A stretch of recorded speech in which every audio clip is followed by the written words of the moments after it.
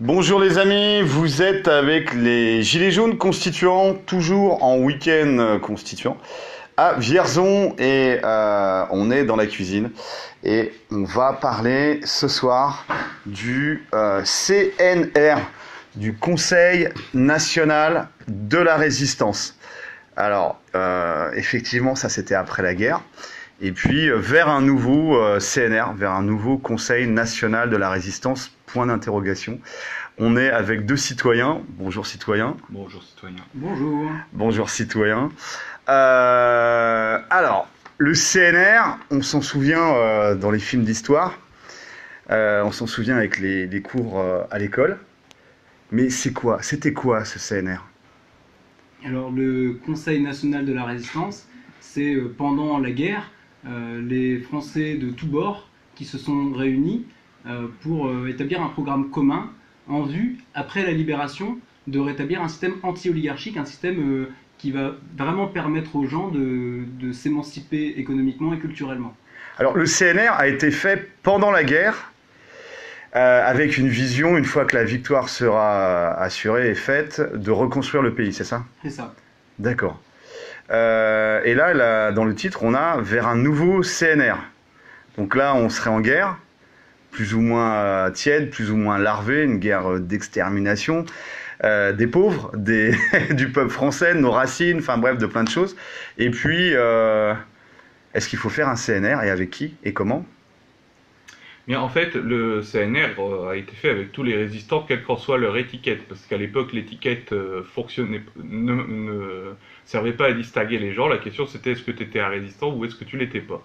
C'était la question du CNR.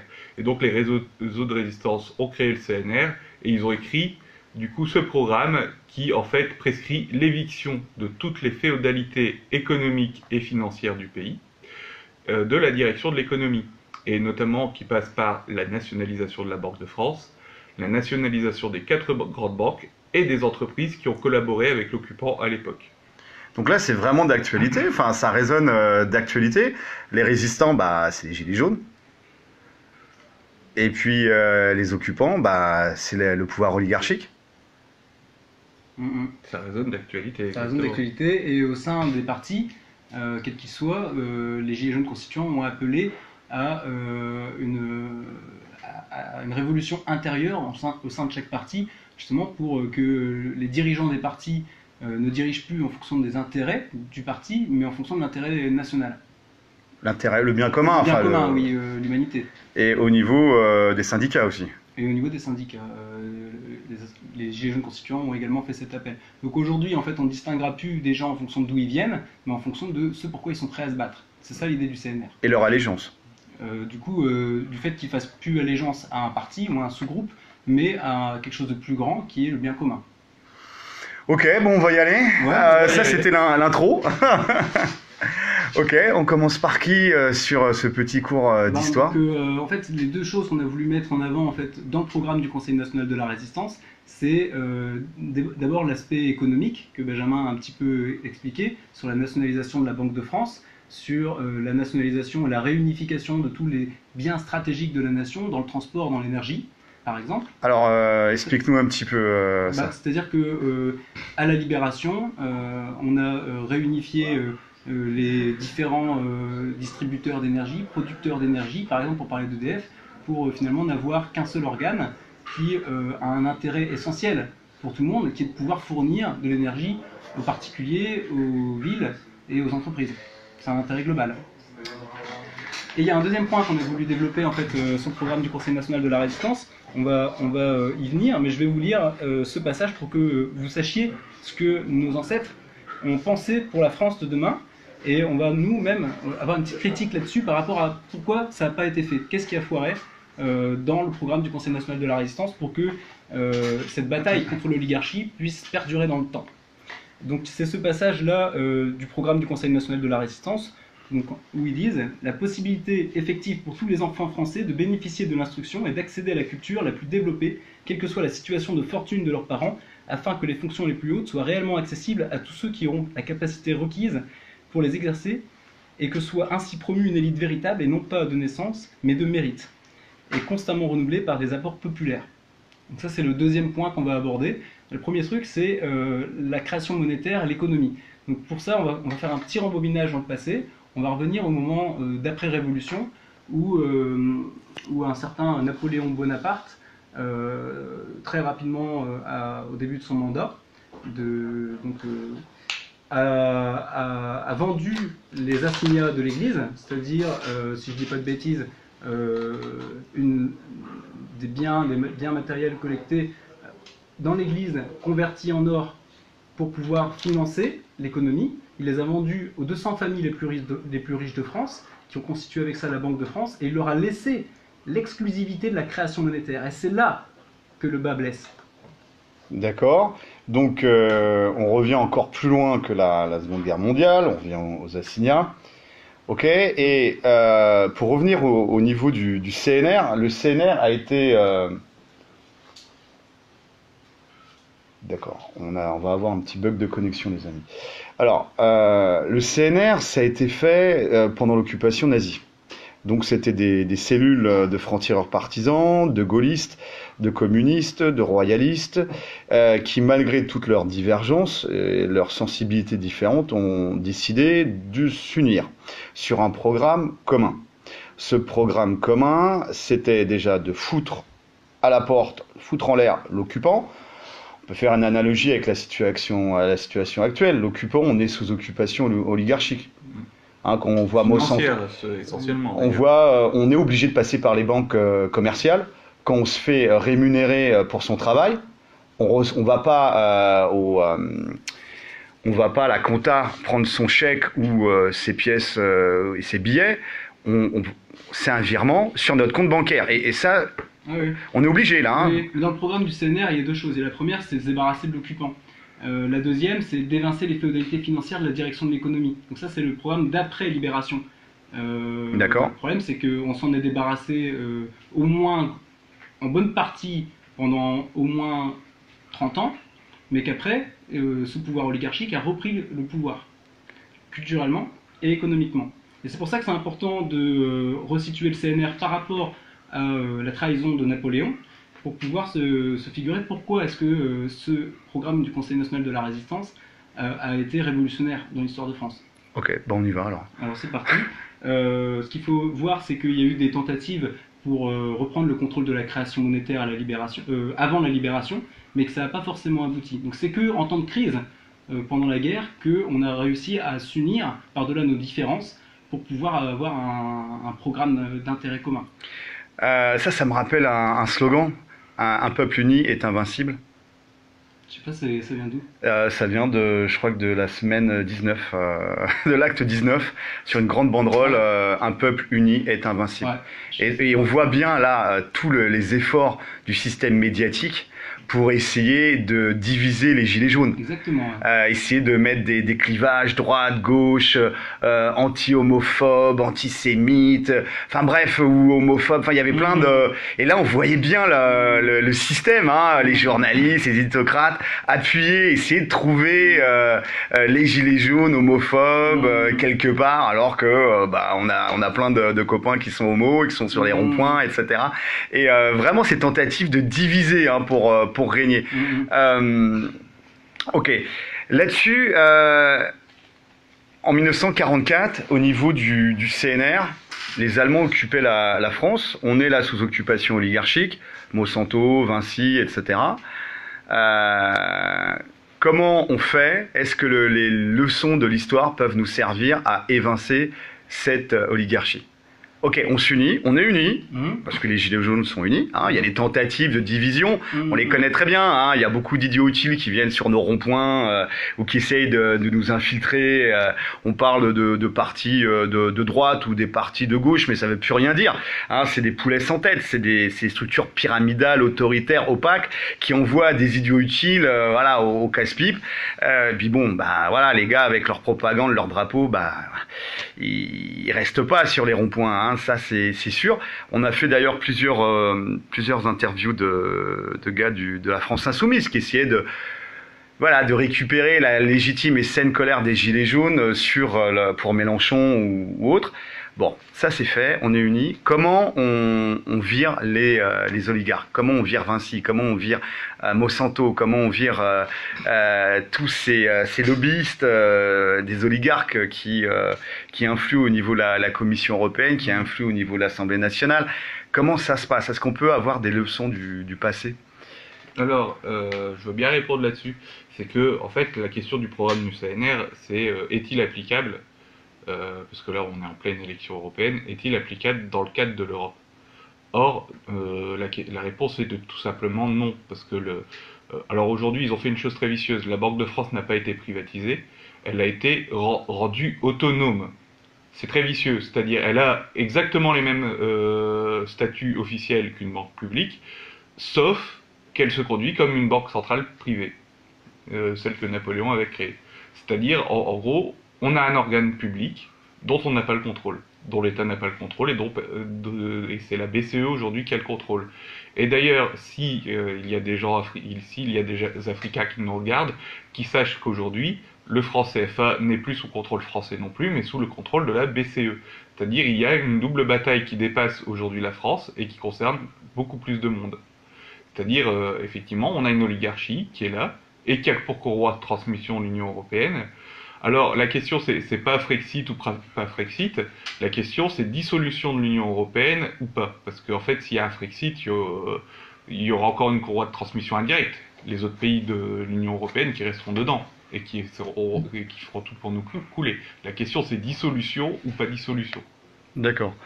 Au niveau de ce CNR, c'est envisageable avec la base des différents partis, des différents syndicats. On le voit sur les actions, la base de Sud, la base de CGT, la base de la France Insoumise, la base de l'UPR, la base du Front National. La base, elle est sur les ronds-points. Elle fait les manifs, elle fait les opérations, elle fait les levées de barrières au niveau des parkings payants des hôpitaux ou au niveau des péages.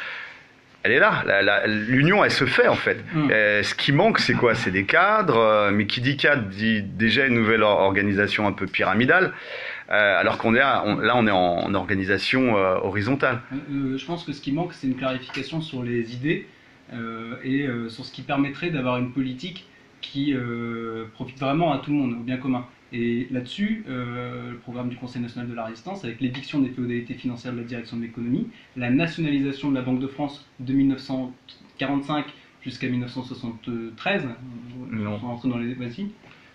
En fait, il n'y a pas eu de privatisation en 1973. Il y a eu une nationalisation en 1945. Oui, mais il y a eu une nationalisation en 1945, ça a été plus vicieux. En fait, l'État français faisait appel au crédit de la Banque de France jusqu'en 1983 le tournant de la rigueur de François Mitterrand. À partir de ce moment-là, on n'a plus fait appel au crédit public, c'est-à-dire on a entériné les pratiques européennes comme quoi les États n'avaient plus le droit de faire appel au crédit directement de leur banque nationale, qui devenait de facto une banque centrale, c'est-à-dire une banque au service des milieux financiers, de facto. D'accord. Donc je pense que c'est essentiel de se refigurer ce que c'est qu'un système qui permet de financer le développement des territoires, parce que l'une des failles du CNR, comme on l'a dit, c'est que aujourd'hui il est attaqué. Le MEDEF a écrit noir sur blanc, le JP Morgan a écrit noir sur blanc que l'héritage des constitutions post-fascistes était à dissoudre. Il fallait dissoudre en fait tout ce qui a été fait à la Libération, notamment pour la France. C'est le MEDEF aussi qui écrit qu'il faut raser l'histoire de France pour pouvoir appliquer leur politique. Donc il y a un héritage qui est attaqué. Ils ont commencé avec Notre-Dame. Enfin, d'un point de vue symbolique, ça c'est notre héritage aussi qui est parti en fumée. Hein. Alors qui est parti en fumée, maintenant en fait, disons qu'on dira qu'on ne sait pas qui l'a provoqué, mais les plans de reconstruction, je suis relativement inquiet, dans le sens où ils veulent effectivement désobéir aux lois existantes qui leur poussent à reconstruire à l'identique, pour pouvoir faire un truc qui correspond aux aspirations de maintenant. Ça veut dire quoi? C'est un plug anal comme sur la place Vendôme, c'est ça le truc vert dégueulasse? Ça pourrait être ça. Et ce qui nous amène à l'autre question qui est liée en fait à pourquoi il y a eu un échec du CNR par la suite, c'est qu'il y avait en fait un autre prérogative du CNR qui était de faire accéder tous les citoyens à la culture la plus développée.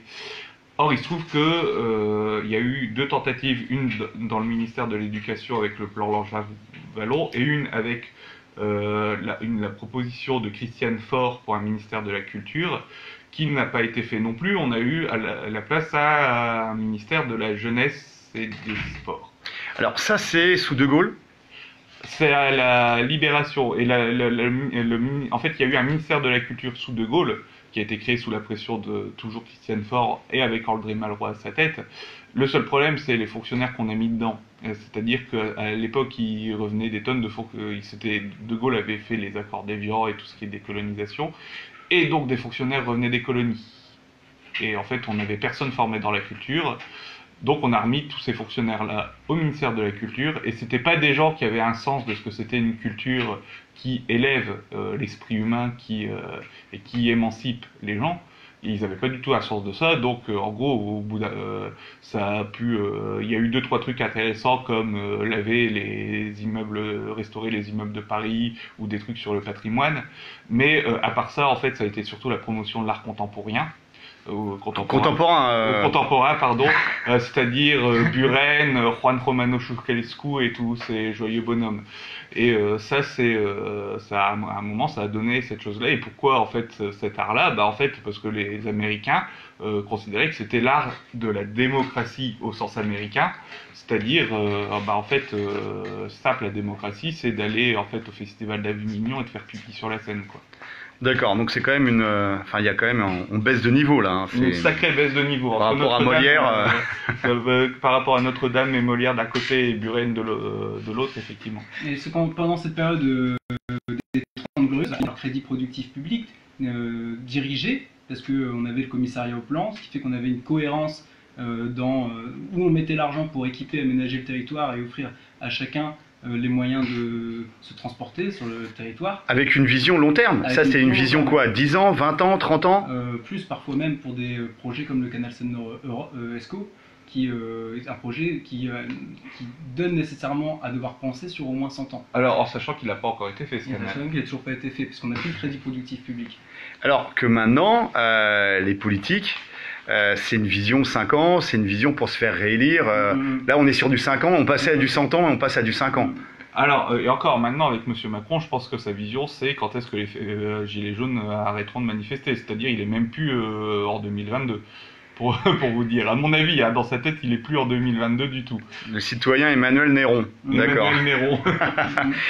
Je me souviens que en 44, il y avait les Américains qui avaient prévu de mettre des dollars pour la France. Ils avaient imprimé des billets et c'était pas des francs, c'était des dollars en fait. Et De Gaulle a bloqué en fait tout ce processus-là. Donc il y a eu aussi des combats très forts de Gaulle pour préserver la souveraineté nationale. Et là, il y a une question évidente. Est-ce qu'on peut avoir démocratie sans souveraineté? Et a fortiori, est-ce qu'on peut avoir démocratie sans souveraineté monétaire? Le nerf de la guerre. Alors, tel que c'est posé et tel que nous le concevons Arnaud et moi, on ne peut pas avoir de démocratie sans souveraineté monétaire. C'est impossible. Dans le sens où, de toute manière, vous n'avez pas l'outil de la démocratie si vous n'avez pas la souveraineté monétaire. Si vous n'avez pas la souveraineté monétaire, même une élection devient un moment où on vous demande votre avis, mais en fait où vous n'avez pas le pouvoir de le mettre en place, de toute manière. Une élection ou un RIC, d'ailleurs. C'est pour ça qu'en fait, on ne peut pas avoir soit une élection, soit un RIC, voire même les deux, ou d'autres choses, sans avoir de banque nationale. C'est pas possible. Par rapport au CNR, est-ce qu'il y a d'autres... il y avait un aspect très culturel à cause des communistes qui mettaient l'accent sur l'accès à la culture pour tous.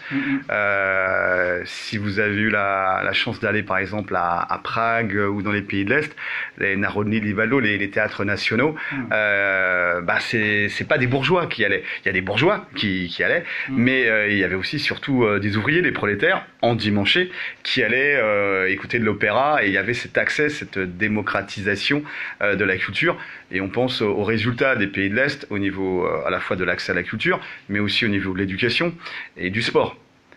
Ça génère un apport très positif des communistes au niveau de la vision du CNR. Exactement. est-ce que il y aurait d'autres choses qu'on devrait, comme piste de réflexion, qu'on devrait commencer à étudier? Il y a un aspect fondamental, c'est tout ce que cette période a apporté comme équipement dans les ménages, et donc une libération du temps qui a été gagnée. On a gagné beaucoup de temps parce qu'on n'avait plus besoin de faire son linge soi-même, sa vaisselle soi-même, grâce à l'équipement. La question essentielle qui reste à nous résoudre maintenant pour le CNR du 21e siècle, c'est comment occuper ce temps de manière utile pour que ce temps participe à l'éveil citoyen en général, global. Parce que dans les 30 Glorieuses, vers la fin des années 70, peut-être que ce temps libre gagné n'a pas été utilisé dans un but d'objectif commun, mais plus dans une culture individualiste Et consumériste. et consumériste. Mais est-ce que ça serait pas dû à l'influence américaine? On se souvient que quand les GI sont arrivés en France, ils sont arrivés avec le chewing-gum, avec le Coca-Cola. Il y avait, puis après, quand il y a eu les bases américaines en France, c'était un relais de la culture américaine, d'Hollywood, du rock'n'roll, etc. Puis après, De Gaulle a viré les bases américaines de France. Mais est-ce que ça n'a pas introduit en fait la société de consommation, puis finalement les ferments de 68, le jouir sans entrave, le matérialisme, l'hédonisme, et puis là on arrive jusqu'au bout du système actuel où on se retrouve avec... Il y a quelque chose qui est très intéressant à connaître, c'est le Congrès pour la liberté culturelle, implanté en France, je crois, dans les années 52, si je ne dis pas de bêtises, et qui a servi donc à élaborer une culture de synthèse pour les Français en vue de contrer l'influence culturelle communiste. Mais ça, c'est si on regarde à la surface. Par contre, si on regarde un peu plus en profondeur, dans les intentions, c'est de promouvoir cette culture de l'individualisme qui après a émergé sur mai 68. J'englobe pas tout dans mai 68 pour dire que c'est mal, mais juste la partie en fait de gens qui ont priorisé leur droit individuel à jouir ou à leur droit personnel au lieu de s'intéresser à un objectif au bien commun. Et c'est d'autant plus grave si on considère le référendum de 69 où justement il aura été donné la possibilité aux Français en 69 de voter dans le référendum qu'avait proposé De Gaulle pour associer le travail et le capital. C'est-à-dire qu'on aurait une association beaucoup plus simple et beaucoup plus forte du travailleur au capital de l'entreprise. C'est la troisième voie de Gaulle. C'était la troisième voie de Gaulle, et c'était aussi une deuxième chose qu'il avait proposé dans son référendum, c'était de fusionner le Conseil économique et social, là, dont Emmanuel Macron a proposé de rajouter des citoyens tirés au sort, avec le Sénat, fusionner le Conseil économique et social avec le Sénat pour avoir une instance représentée à la fois par des représentants du territoire, le Sénat, et par des représentants des différents corps de métier, le Conseil économique et social, afin de constituer un nouvel organe qui serait chargé de diriger l'argent créé par la Banque de France, ce qui s'appelait le commissariat au plan. D'accord. Voilà. Et pour rajouter une chose par rapport à ce que Arnaud disait sur la culture et le Congrès pour la liberté de la culture, sachez qu'il y a un documentaire Arte, ça va, qui s'appelle Quand la CIA contrôlait la culture. Alors c'est non exhaustif sur cette question, sur le Congrès en lui-même, sur ses objectifs, etc. Ils n'ont pas écouté tous les articles inutiles, mais ça donne une bonne idée de ce qui a été fait à l'époque pour pervertir la culture de l'Occident et l'orienter vers l'American Way of Life. Et là, on pense à Elvis, on pense aux belles grosses Cadillac, et puis aux gens actuellement qui rêvent de se payer une Tesla. Oui. Moi, ça me dérange pas. Il pensait surtout aussi à l'époque à l'art contemporain et à cet art qui nous disait d'ailleurs toujours plus rien sur rien. Alors, au niveau de la troisième voie de Gaulle, donc il y avait le capitalisme américain, états-unien. On était en pleine guerre froide. Il y avait le modèle bolchevique, socialiste, communiste à l'est. Et puis il y avait les non-alignés, il y avait les autres. Et ça, c'était la troisième voie de Gaulle. Il y avait Tito dans l'affaire. Il y avait. Est-ce que tu peux nous en dire un petit peu plus sur cette troisième voie au niveau à la fois politique et éventuellement économique? Je vais laisser Benjamin répondre à ça. Alors oui, Alors, ça, effectivement, les pays non alignés et la tricontinentale, c'était très intéressant. Alors ça, c'est lié à un homme qui s'appelle Mehdi Ben Barka, qui a été assassiné en France en 1965, qui était un opposant marocain, et qui avait pris l'engagement de réunir à La Havane tous les pays pas encore des non alignés, mais de la tricontinentale, ça s'appellera les non alignés après. Et en fait, il sera assassiné en France avec une implication de la CIA, etc. En fait, vous tapez affaire Ben Barka, vous trouvez les mentions de ça. La veille, ce qui est intéressant, c'est que c'est la veille du jour où il devait rencontrer De Gaulle, en plus, où ça lui arrivera. Et ça montrera à De Gaulle lui-même qu'il y avait dans l'administration des gens qui s'orientaient explicitement contre sa politique, et notamment sa politique vis-à-vis des pays du Sud. Y compris sa politique pro-arabe d'ailleurs, et tout ce qui se passera après avec la conférence de Bandung en 76 sur la nouvelle banque de développement est très important, et c'est surtout important par rapport à aujourd'hui, à notre époque, pour montrer qu'on n'est pas seul contre l'oligarchie, c'est-à-dire que vous avez les BRICS, le Brésil, la Russie, l'Inde, la Chine, l'Afrique du Sud. En 2014, en gros, le message qu'ils ont donné à l'humanité à Fortaleza au Brésil, c'est les non-alignés font leur comeback. Et effectivement, même s'il y a eu des changements au Brésil, il y a toujours quand même un gros noyau autour de tout ça. Et effectivement, les non-alignés ont fait leur comeback. Mais au niveau de la troisième voie de Gaulle, c'est l'intéressement au niveau des entreprises, c'est ça? Alors c'est plus que ça, c'est la participation. C'est effectivement l'intéressement, l'idée que le travailleur doit voir encore plus des fruits de son travail, mais c'est pas juste l'actionnariat, c'est aussi la participation au processus de décision, et c'est un petit peu normal, vu que c'est toi qui travailles, tu devrais avoir le droit de décider comment tu travailles et pourquoi tu travailles. Donc on va vers une forme de coopérative, enfin d'implication du salarié. Oui, et alors en France, la participation, il faut savoir que c'est né au début du XXe siècle. Notamment, en fait, il se trouve que Charles Gide, qui était le tonton d'André Gide, en fait, a beaucoup écrit là-dessus. Justement parce que, en fait, le truc, c'est que les syndicats n'en ont jamais voulu, parce que ça exigeait de travailler avec le patron, et le patronat n'en a jamais voulu, parce que, en fait, il y allait avoir l'État, parce qu'en fait, la participation gaulienne, l'État était présent aussi, parce qu'il y avait à avoir l'État et les syndicats qui allaient participer à la prise de décision de l'entreprise. Et en gros, tout le monde à l'époque trouvait dans son intérêt personnel, je dis bien personnel et non pas général, un moyen de refuser une doctrine d'intérêt général. Et ce qui fait qu'effectivement, il y a eu le fameux non, qui est d'ailleurs passé de très peu en réalité à ce référendum, qui a provoqué en 69, à ce référendum de 69. Et bien en fait le résultat, c'est que en réalité, non seulement il y a effectivement les syndicats, le patronat et l'État ne travaillent pas ensemble, mais aujourd'hui, en fait, vous avez eu la désindustrialisation, vous avez eu tout ce qui fait qu'aujourd'hui, on est tous des gilets jaunes dans la rue, c'est-à-dire effectivement les citoyens s'unissent d'une autre manière, mais en fait, ça s'est fait sur la dégradation de tous les canaux de discussion existants avant. Et donc là, ce que tu es en train de dire, c'est que pour un nouveau CNR, un CNR du 21e siècle, des Gilets jaunes, porté par la respiration démocratique des Gilets jaunes, un CNR 2.0, on pourrait dire, il y aurait cette optique de troisième voie économique au niveau des industries, où on peut imaginer de la gestion des autoroutes, de l'énergie, du transport, de la presse ou des médias.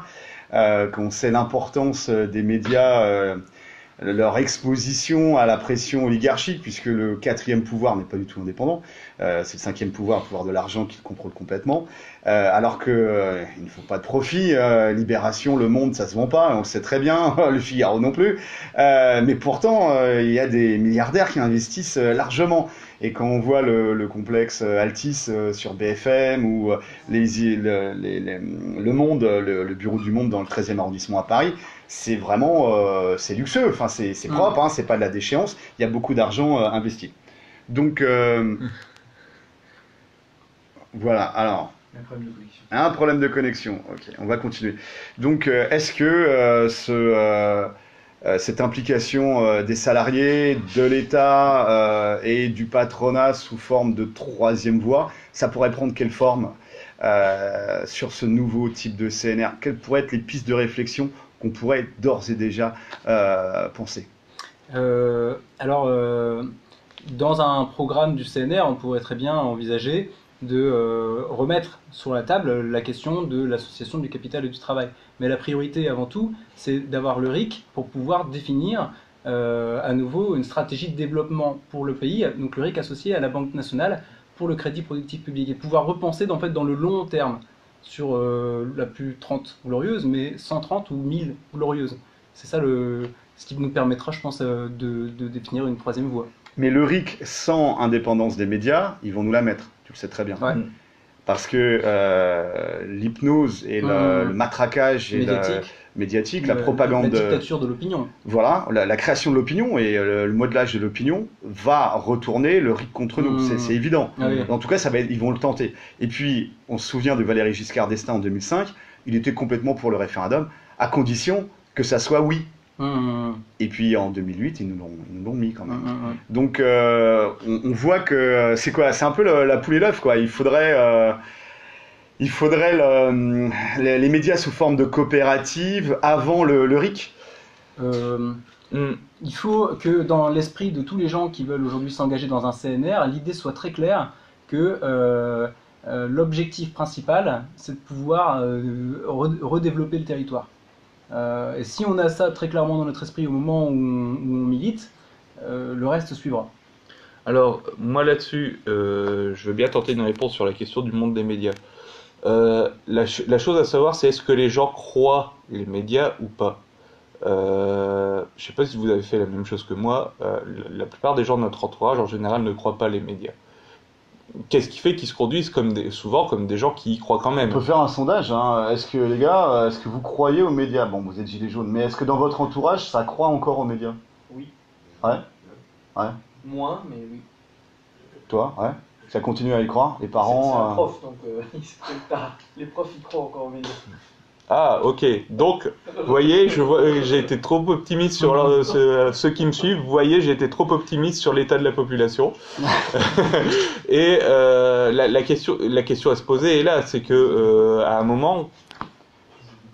Vas-y, on va continuer. Je pense que c'est une bonne question. Ouais. Là, à un moment, en fait, comment on peut croire en fait encore aux médias aujourd'hui au XXIe siècle? C'est là la faille. C'est là ce qu'on a raté dans le programme du Conseil national de la résistance.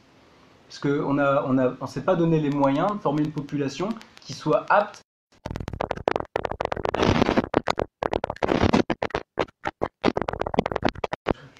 Oui, certes, mais l'ennui c'est que, alors je vais encore devoir dire autre chose, c'est en même temps, est-ce que la population devrait avoir à se défendre constamment de ce que les médias lui disent? Techniquement, on peut se poser la question. Bah non. Enfin, on devrait avoir véritablement une indépendance du quatrième pouvoir pour Exactement. et avec une pluralité, une diversité pour refléter toutes les sensibilités différentes qui sont notre richesse en fait. Et on devrait, c'est pour ça que ça devrait être sous forme de coopérative de leurs salariés actuels. C'est sûr. Une scope pour pousser les journaux à s'organiser en scope plus que comme ils le font aujourd'hui avec un rédacteur en chef quasiment tout puissant. Alors parfois il est sympa, c'est pas la question, mais c'est lui qui détermine la ligne. On lui dit bon bah il y a tel phénomène d'actualité, tu vas me pondre un article. Et en fait, si à la relecture l'article il plaît pas, bah en fait on demande de le réécrire un peu plus dans tel sens que dans tel autre. Ou alors dans certains cas où en fait il y a déjà le dossier qui arrive sur le bureau du journaliste en disant voilà ton dossier de presse qui va servir à écrire ton article. Oui, avec les dépêches AFP, voilà, et le gars fait juste les dépêches AFP, les directives du ministère. Alors il se trouve que en fait moi à la base je suis aide-soignant et dans ma classe il y avait un type qui avait fait des études d'histoire et en fait la prof lui dit alors la meilleure source d'information c'est santé.gouv. Alors c'est possible sur des tonnes de choses, hein, c'est pas la question. Même pour les vaccins? Non, mais attendez, j'ai dit c'est possible sur des tonnes de choses. Mais lui il se lève et il dit légitimement, mais il dit excusez-moi mais je suis historien. Mais la première source d'information qu'un historien soupçonne, c'est celle de l'État. Bah oui, forcément. Et à un moment, en fait, l'ennui, c'est que le journaliste, en fait, ce qu'il a sur son bureau, c'est ce qui vient de l'État. Et il a très peu de temps pour investiguer lui-même, surtout si c'est pour des parutions quotidiennes. Parce qu'il y a ça aussi, c'est qu'on est tous très, très intéressés à avoir des quotidiens. Mais qui dit quotidien, dit un travail qu'on n'a pas réellement le temps de faire non plus.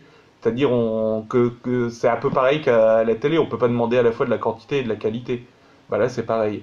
Je dirais à un moment, le mode de production des journaux les empêche de fait de faire correctement leur travail également. Bon, bah, les amis, merci de toutes ces pistes de réflexion par rapport au CNR, le CNR 2.0, le CNR de la future France. Eh bien, merci à toi, citoyen. Bah merci. Ouais. Et puis donc, on lâche rien, chaque jour compte, On lâche rien. force et honneur, Force et honneur. et monter des équipes bande de glands. Ouh